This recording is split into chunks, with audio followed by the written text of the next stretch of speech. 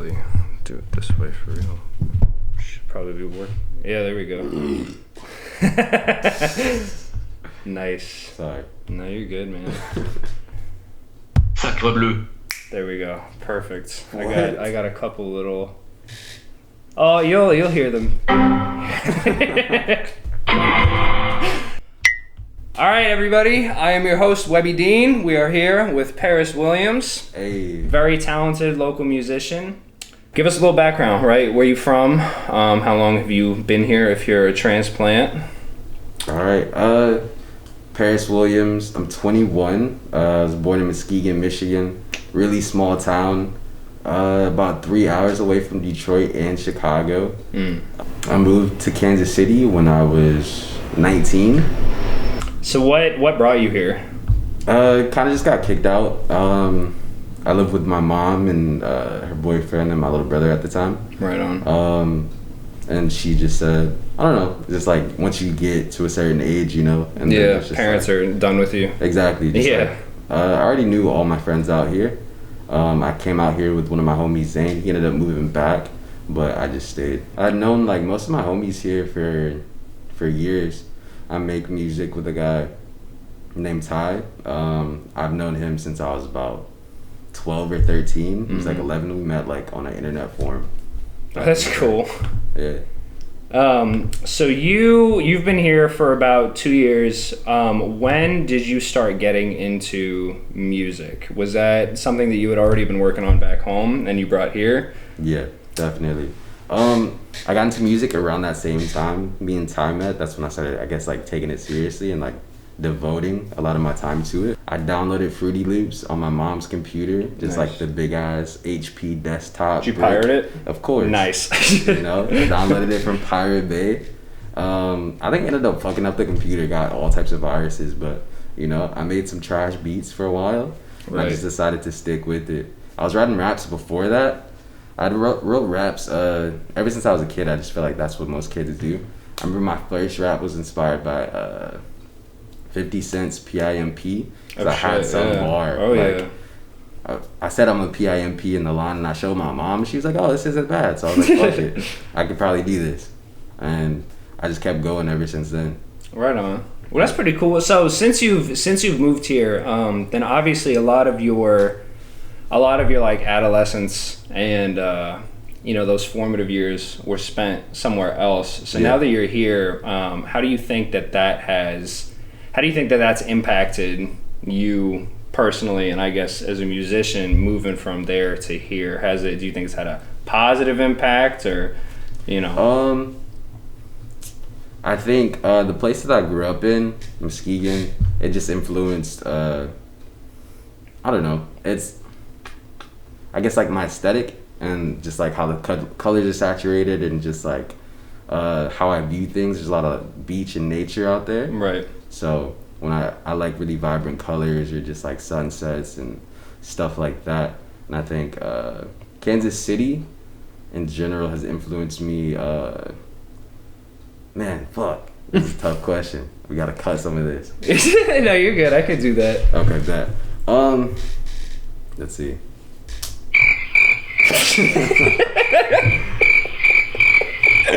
I was hoping to get to use that. Kansas City has influenced me just by like the people. There's a lot more resources out here. Right. I feel like wherever you go, you could find someone who's into art or fashion or photography, design, whatever. All types of walks of life come through. But where I was from is pretty desolate in terms of stuff like that. No one was really doing art besides me and a few of my friends. Right. So yeah, just having like more of a network, chances to meet people like you, or just like people thank you. Yeah, of course, you know, Webby Dean. So yeah, I think that's been my main influence. Not necessarily like the sound or the way I approach things, but just like how I can get my ideas across. Right. So. Oh, absolutely. And so then, as far as you're talking about aesthetics and how that kind of built up everything. How would you, if someone had never heard your music before and you couldn't play it for them, right? How do you think that you would present yourself? Like, describe yourself? Describe myself. I've never really done this before, but I know it's hard, right? Yeah. Yeah. Yeah. my whole goal is just to like, I guess, find a good middle ground between both of my influences. I like a lot of underground music, just more niche stuff. Right. Like Madlib, like, I mean, he's getting a lot more popular now, but it's Toro y Moi. He's pretty underground for a long time, I feel like. Or just like Flying Lotus and like the more abstract approach to music. Right. And then more my poppy influences like a Kanye West, like Pharrell, like Drake, and you know, just trying to make it my own, mixing hard and pretty stuff. So I would just describe it as like a bittersweet sound. That's how I'm like trying to brand everything. Over the course of just my career. Right. And so you were talking about, you were talking about your influences. So where would you say that you get, you mentioned a couple, but you want to dive into that a little bit more? Of course, yeah. I was excited for this question. Man, the man who inspired me to make music, Tyler, the Creator, off top. I think I found his music at just like a really pivotal point in my life around that like 13, 12-year-old age. Right. Tyler, off top, Cool Kids, Chuck English, Mikey Rocks, Love Kanye West, Pharrell, NERD, Clips, Pusha T's one of my favorite rappers. Definitely Tribe Called Quest as I've gotten older. There's a lot. I'm a really big Prince fan. Me fucking too. Yeah, Prince is amazing. Love Prince. Prince is amazing. People used to say I looked like a girl when I was a kid, and that used to piss me off. So Prince just being like androgynous and like, it's perfect. Yeah, definitely made me feel more comfortable with myself. Right. Who else? And then Outkast. I'm gonna put both of them up there just because I feel like people disrespect Big Boy so much, but Big Boy is like still one of the best rappers hands down. Yeah. Well, that's the train. That means we're gonna have to take a train break. Train break. We will be right back after these messages.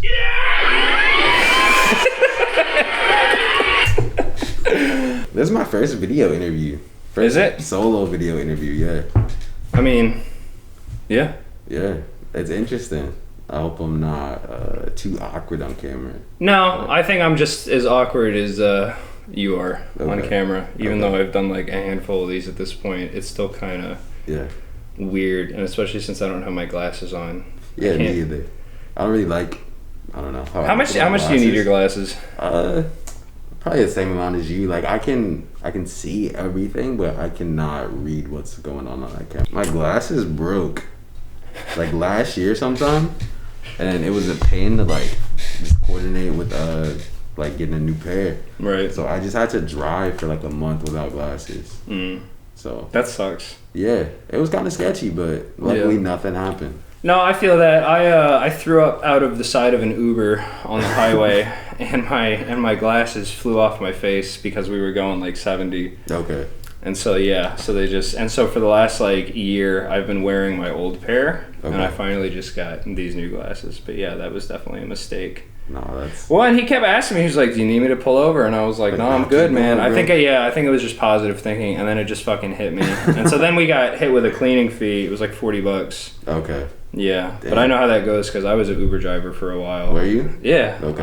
Yeah, I took an Uber over here. Did you? Saved my life recently. Yeah. Oh man, yeah. Uber's pretty dope. Yeah, for sure. Meet some interesting people. Yo, yeah, man. I've got some fucking stories. You want to tell one? Yeah. Well, so I had, I can do that. So there were some people, like trying to fuck in my back seat. What? Yeah, I'm pretty sure he was like fingering her in my back seat. Ooh. Although, and I just like I didn't want to turn around and like confirm that. You know, I was just like fucking. Yeah, I was like I don't want to. Well, because I was like I'm pretty sure like they were drunk and making out, and like I could tell some shit was going on, and I was like I don't want to turn around and see that like. And so then they got out, and when she got out, her panties were like pulled mostly down like around her like knees, and I was like oh okay. But the whole time they were dry, and they were loudly making out too, and I was like irritated. So I was just whipping turns and just hitting the brakes hard as fuck, and they were just in the back seat, just like, yeah. So I should have said something, but I definitely didn't. So what would you say? Here's an oddball question I wanted to ask. What is the weirdest song that you think you like? the weirdest song that I like. Yeah. What's the weird if you were to play it like a song that you probably couldn't play for other people? Because I've got a couple of those where I play and it weirds people out, and I'm like, this is dope. I love this, but like people don't fuck with it. You got anything like that? Off the top of my head, like my go-to in that world would probably be like Death Grips. Oh yeah. Death Grips is pretty popular though, but I can definitely it's definitely not palatable to like a wide range. Yeah. Yeah, I used to really love them. More niche. Sometimes I'll just listen to like noise music. Oh yeah. Back in the day, I sampled this guy. His name is Tim Hecker. It's like also like ambient. Yeah. Yeah. No, I get that. Yeah, I think everybody's got their weird, quirky music they listen to. For sure. When you moved here, what part of the city did you move into? Did you live in the suburbs, or did you actually move into like the Kansas City like area?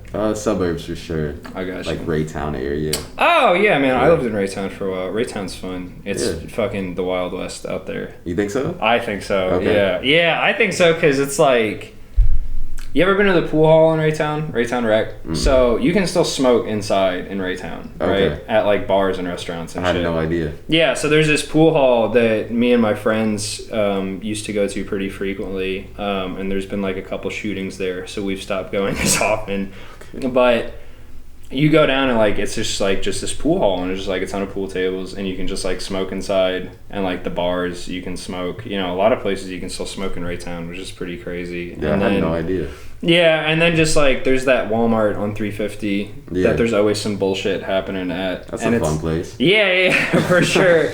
And it feels like, man, I don't know how bad I feel saying this, but I've shoplifted from that Walmart so fucking much.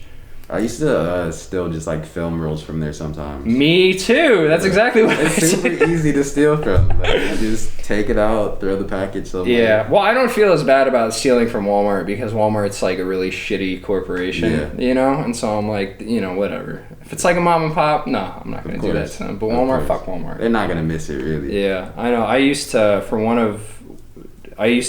take spray paint cans, and I would just go through the self-checkout, and I would only ring up like one. Okay. You know, I would stick all the other ones just like in the bag, and it doesn't seem like anyone there is like paying too much attention to that. They just let you go by. Yeah, but Raytown. One time we were trying to steal, not to cut you off. No, you're good. My friend like a phone charger or something, and I think over the intercom, it was like pretty late at night. He was like, "Oh, we have a possible theft, blah blah blah." And then we just like kept walking around for a little bit, so they just like backed off. It was like, "Oh, they're just walking around. They're gonna pay for it." We just ducked off the side door. Nice. You know, the receipt checkers at Walmart, you can just say no. Can you? Fun fact. Same thing with home. Actually, all places they don't have the authority to actually like grab your stuff. Yeah, no. Yeah, nothing. that makes sense. Yeah, they just go on the assumption that most people will do it. You know, if they're like, "I need to check your receipt," you can be like, "No, fuck off," and then just leave. So. Yeah, I guess this has turned into a guide on shoplifting. Now people will know how they can get away with it. Hey, man. Hey, man, whatever you got to do. Exactly. You know, right. It's all about the art. Yeah, that's right. If you got to take some art supplies or something from Walmart, I guess that's not like that bad of a thing. No. What's your favorite album cover?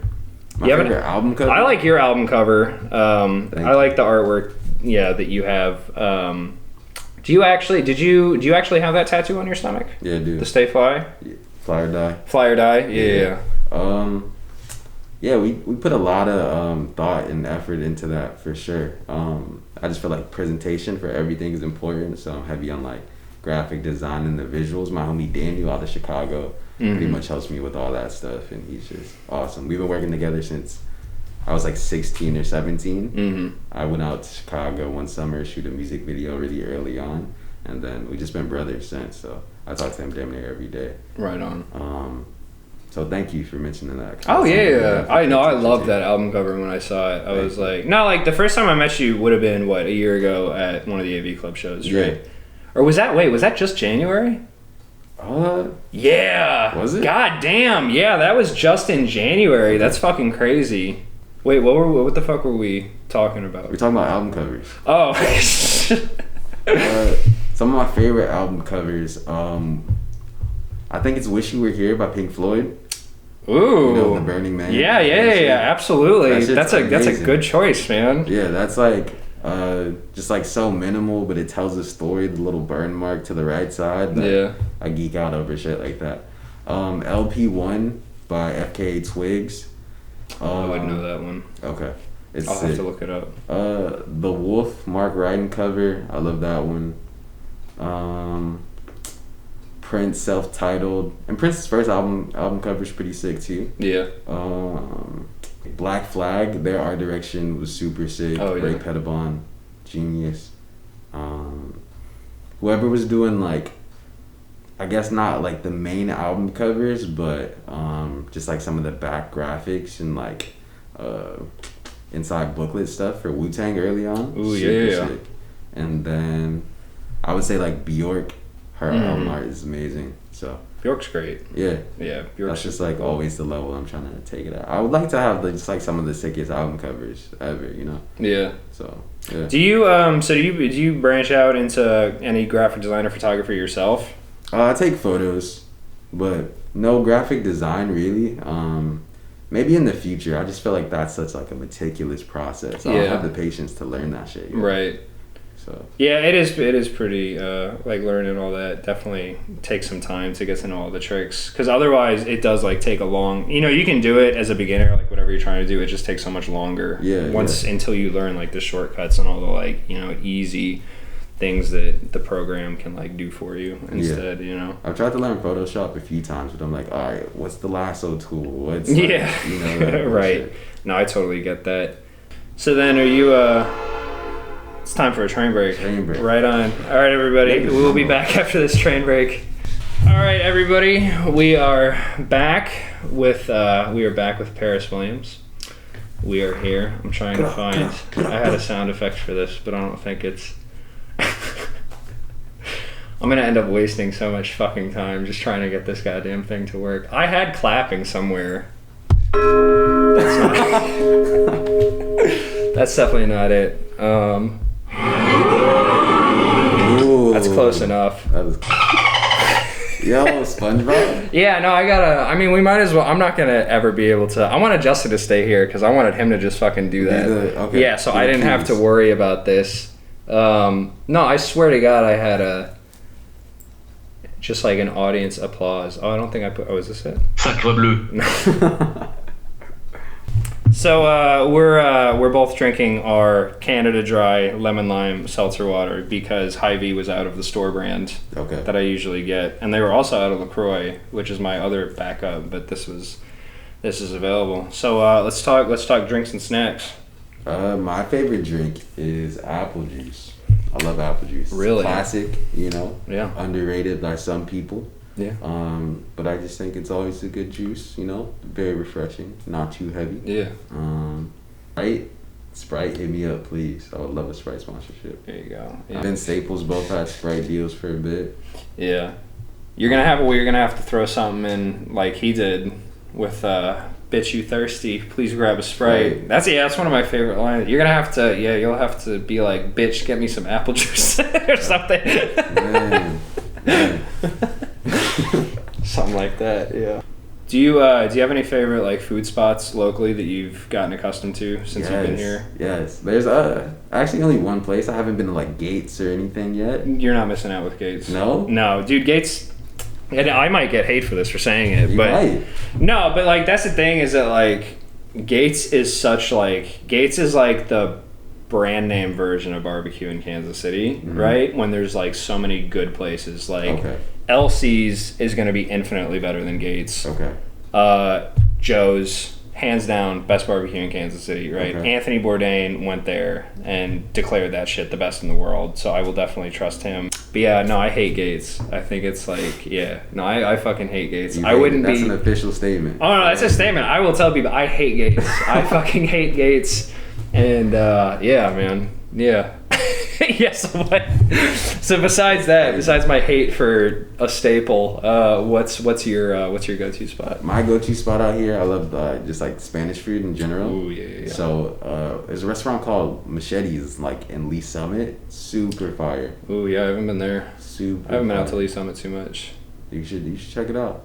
You should go to El Pueblito on Southwest Boulevard if you like Okay. if you like Mexican food. Yeah. They're really good. They're open super late on the weekends too. You ever been to Pancho's? Yeah. Ponchos is solid. I like Pancho's. Ponchos is solid. So then, Wow. food wise, that's probably your only like definite staple that you have. Yeah, that's my go-to spot. I don't really get out there and like experiment that much with the food. I'm always down to try new stuff though. Yeah. So what I wanted to touch on was your creative process, Okay. right? Yeah. So when you're first getting ready to like do when you're first getting ready to work on something, right? Like you're like, all right, I'm gonna start this new project, right? How do you kind of go about that? Either as a whole or like individual songs in general, I do both. right? First, go in my room, sit down, get butt naked, and whip out the laptop, whip out the MIDI, and I go to work. I produced 95% of this EP naked. Recorded it that way as well. No, but really, when I first started project, I'll just kind of throw stuff at the wall, see what sticks. I like to experiment a lot. I feel like that's just like where my most unique or cutting edge stuff comes from. Right. Because I feel like, especially if you like have like a sound or don't know music theory, it's pretty easy to just get into a cut and dry kind of formula when it comes to music. Mm-hmm. And I think that's why a lot of stuff ends up sounding the same. You can name like a million like Metro Boomin type beats, or like, even though he didn't produce them, you know what I mean? Right. Yeah.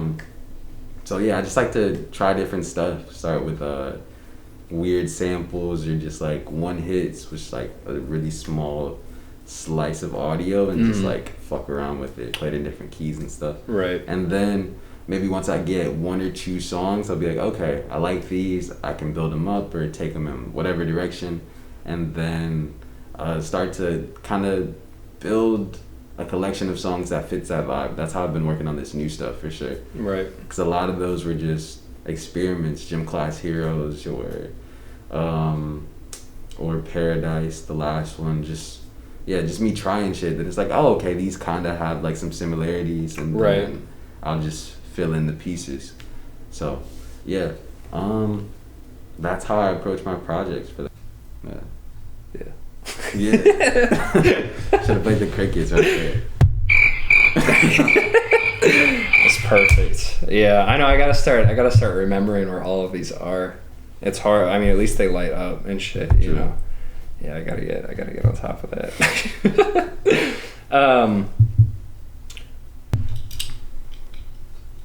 Let's see it. Hold on, I'm gonna get ready.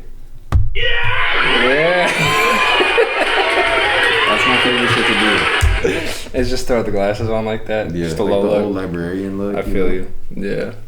Well, so then, yeah, I think that's probably all the questions that I had. So, is there any projects or upcoming things that you would like to plug before we go?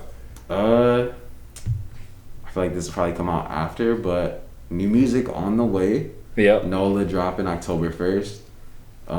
Damn, I linked the song title. Fuck, I didn't mean to do that. Oh, you're good. You should add like the little bleep mark. Wait, hold on. And post. No, I'll get the dolphin. I'll bleep that, but then Okay. I'll cut it. We'll redo it. All right. So here, start it, and I'll know when you're gonna do it. Let's try to light it up. Okay. New music October 1st. Right. It's called. Right. Oh, it ended up playing all of it at once. And these people are excited. Hold on. Wait, here it is. I think. All right, go ahead. One more time. All right. New music October 1st. It's called. Oh, son of a bitch. Hold on. Fuck it. Just move on. But yeah, new music is on the way. I'm gonna be releasing some stuff before the year is over. Just doing a lot of stuff. Music videos, photos.